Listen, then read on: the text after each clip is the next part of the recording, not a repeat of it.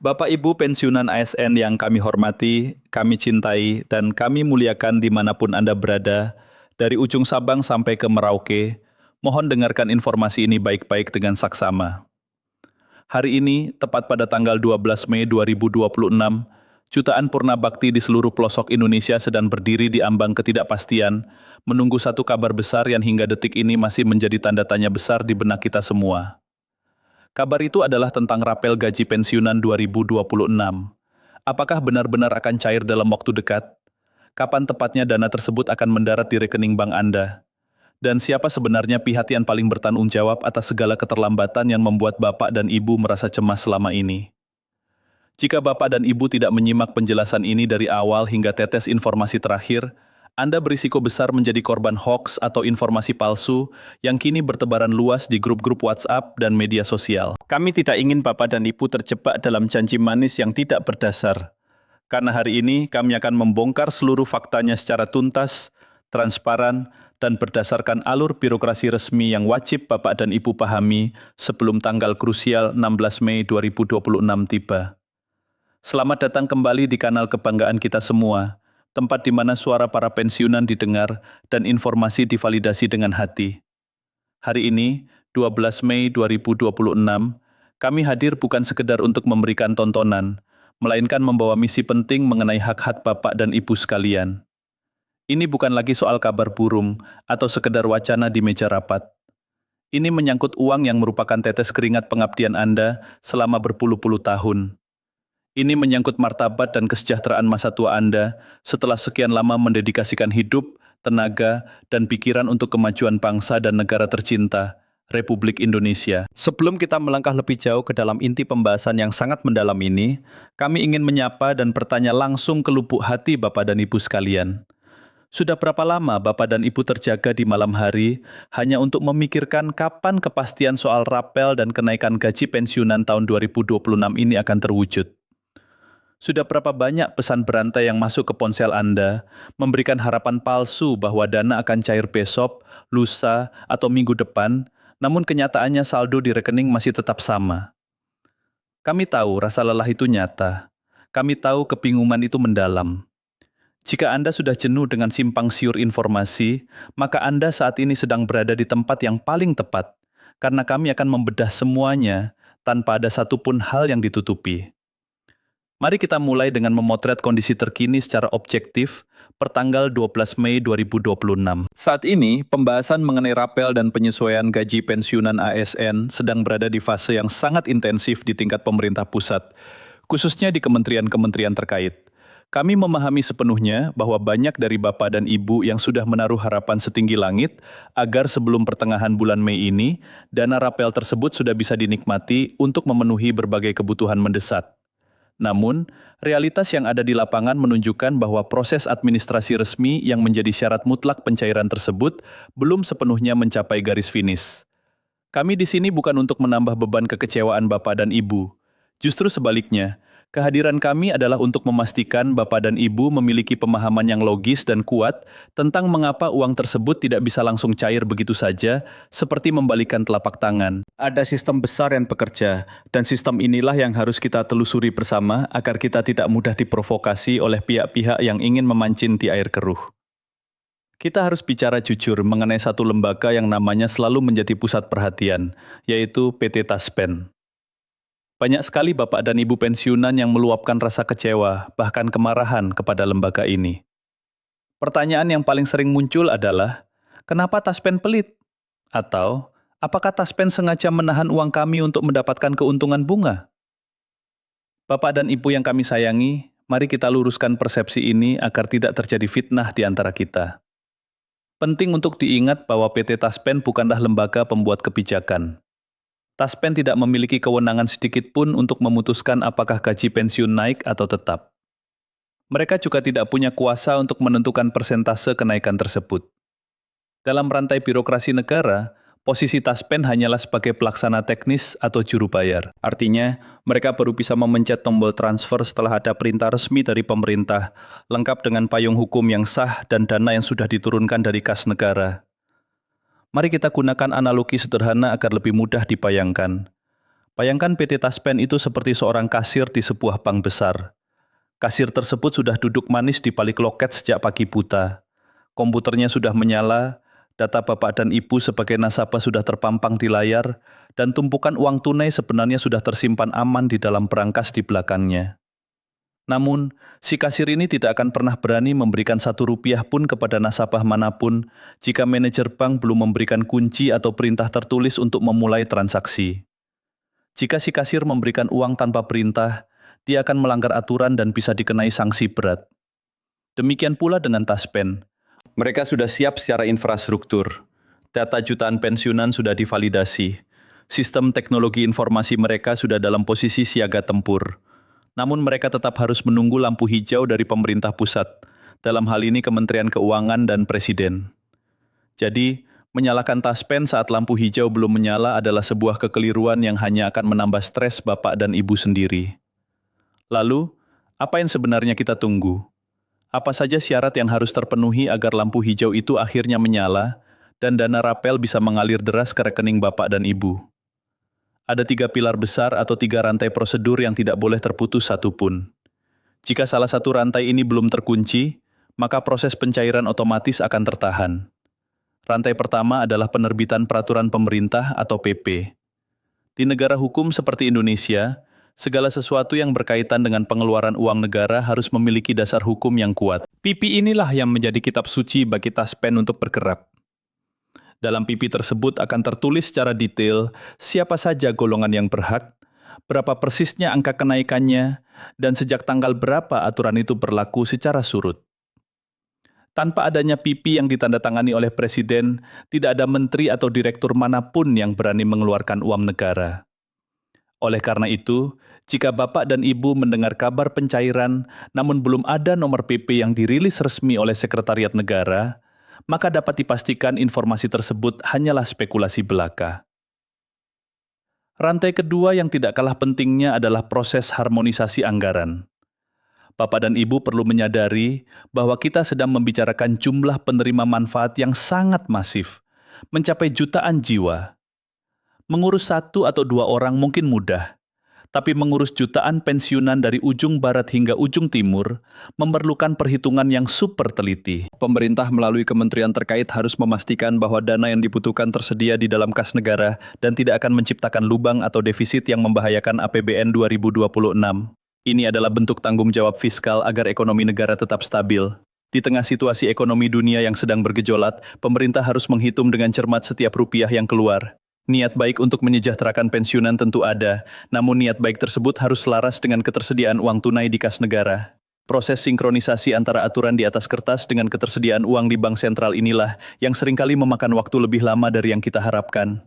Rantai ketiga adalah penerbitan surat perintah pencairan.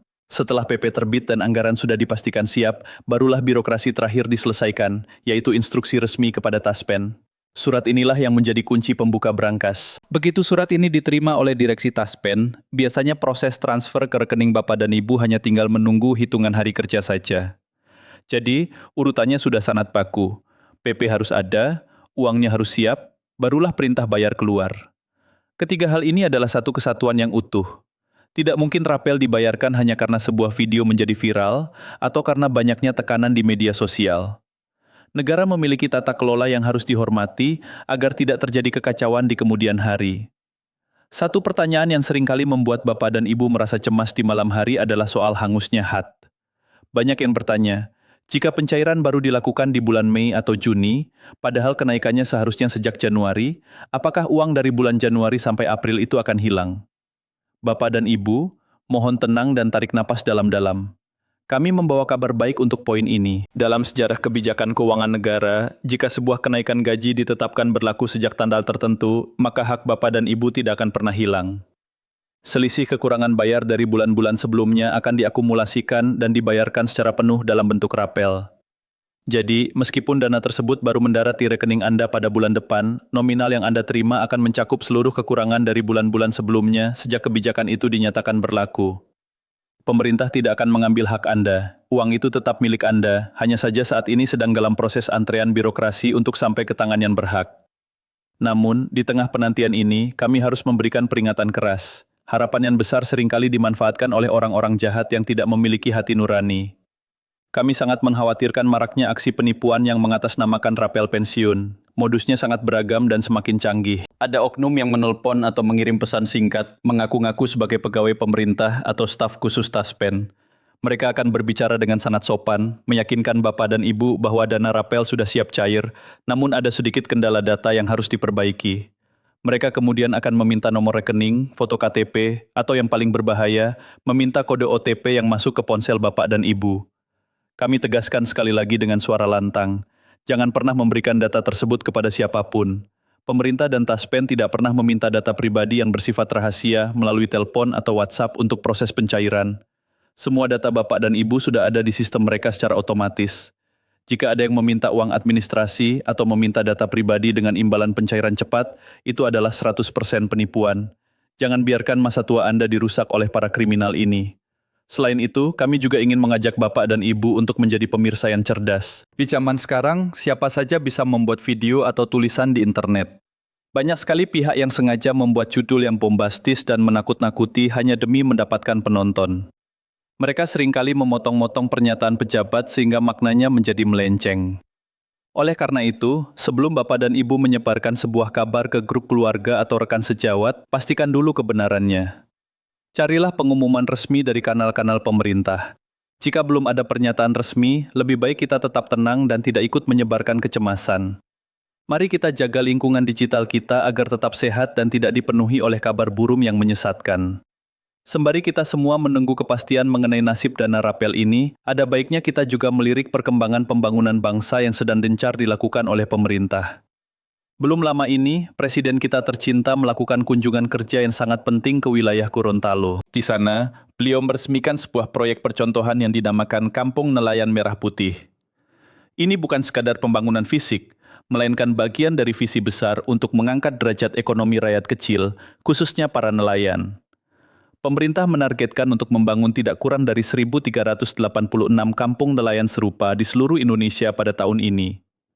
Rencana ini akan terus berlanjut dengan tambahan 1.000 kampung setiap tahunnya.